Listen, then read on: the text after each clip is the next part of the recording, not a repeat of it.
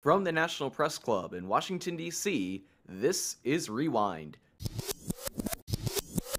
This week, at a newsmaker event, the author of the best-selling novel, The Kite Runner, argued against the deportation of immigrant children to Afghanistan. Do we not bear a sense of responsibility to what happens to them when we send them back to a country where they may be further abused or exploited, where there may be nothing in the way of child protection?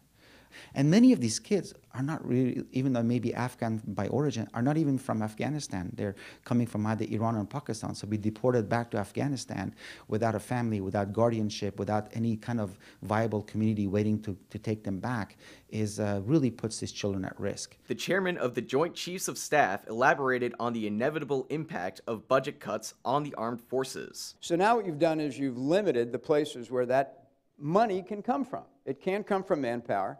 It can't come from infrastructure, and you've had to reinvest in OCO.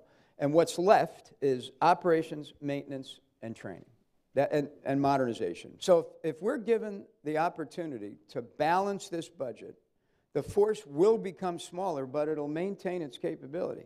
If certain of those levers are denied, we're going to hollow the force. It's as simple as that. At a news conference, the ACLU urged immediate action against the use of violence by Puerto Rican police. The individuals were not resisting arrest or were restrained and unarmed and posed little threat. And in some cases, police severely beat individuals who were already in handcuffs. In other cases, police did not arrest the individual and instead left them broken and bleeding on the sidewalk. Despite recent turmoil in the Ivory Coast, the Prime Minister offered a solution to reduce poverty in his country. The government of Côte d'Ivoire believes that we must work with private enterprise to create jobs, create the condition for the development of the private sectors, so we have more jobs, more wealth generated. A mobile satellite communications company executive outlined the benefits of utilizing his company's new and innovative aviation technology. Most people don't realize that radar and the systems on the ground really only cover about 10% of the planet. Airplanes have to be kept very far apart. You know, they have to travel at altitudes that aren't very efficient for them. They have to travel at speeds that aren't optimal.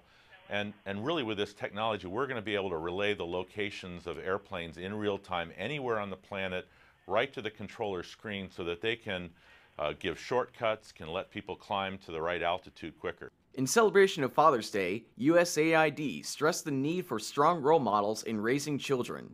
We need to raise a generation of fighters who will stand up for gender equality, who will speak out against abuse of women and girls, who would prove that when people are treated equally, the whole society benefits. At a youth conference, veteran journalists predicted the outcome of the 2012 presidential election. This election will be determined to a large degree by the trajectory of the economy, and the trajectory of the economy depends to a large degree right now on what happens in Europe and whether the sort of squabbling finance ministers and heads of state can find some way to prevent a fiscal crisis that knocks the American economy down a peg and I think would kind of seal Obama's fate. From Washington, D.C., this is Rewind. I'm Kai Dombach.